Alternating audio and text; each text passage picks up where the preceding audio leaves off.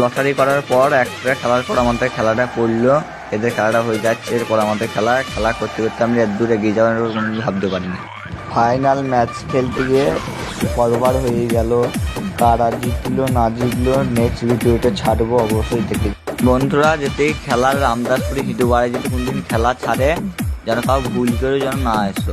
আম্পায়ারের সিদ্ধান্ত চূড়ান্ত, আম্পায়ার ভালো বল নুদি দিচ্ছে, কমিটি ঠিক নাই, কোনো কিছুরই ঠিক নাই। খেলাটা একবারে বাজে খেলা হচ্ছিল, যারা এই যে তারাই দুর্নাম করছে, খেলার কোনো গোজ নাই, নিয়ম জানে না, নিয়ম করতে চলে এসেছে আইপিএলের মতো নিয়ম করতে চাইছে।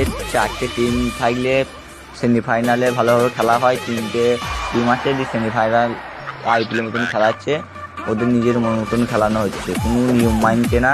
আর ওরা যাই বলছে তাই শুনছে, ওটা আমাদের বিদ্যুৎ টিমটা ঘরের হয়ে টানছে, ওরা ঘরের টিমকে ফাইনালে তুলাইছে, ঘরের টিমকে দুটো ফাইনালি দিয়ে দিচ্ছে। আর আমাদের একটা টিম আছে আমাদের ঘর ধরে বেঁধে হারিয়ে দিচ্ছে, জোর জুস্তি করে হারিয়ে দিচ্ছে। আমার ঘর মুসলিম পাড়ার ছেলেটা দেখতেই পাচ্ছে না, ভালো ভালো ওয়াইড নু দিয়ে দিচ্ছে, ওদের যা মন করছে তাই দিচ্ছে। আমরা গেলে বলছি ওয়াকাবার দিয়ে দেবো, তোরা খেলতে মন চাই খেল, নাহলে পালিয়ে যা, ওদের কাপ দিয়ে দেবে। ওদের দুটো টিম আছে, আমাদের একটা টিম আছে, আমাদের হারিয়ে দেবে, তোর ঘরে ঘরে কার্ডটা দিয়ে দেবে।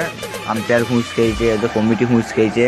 রামদাসপুর হিদুপাড়ায় কোনদিন যদি খেলা ছাড়ে তুমি যেন ভুল করে এসো না। আমরা ছেলে দেখলাম, বুঝতে পারলাম কীরকম ছেলে এরা, পয়সা দিতে যাবে না বলছে, পয়সা যা করছে আবার খাতা লিখছে, ভুল লিখছে। আমাদের ম্যাচটা কখন জিতে যায় খাতায় ভুল করে দিচ্ছে, দেওয়া সুপার ওভার হয়ে গেল, কি ভাগ্য। ম্যাচ ড্রও হয়ে গেল, একটাই বলে একটা রান দরকার, ফাইনাল আউট হয়ে গেল।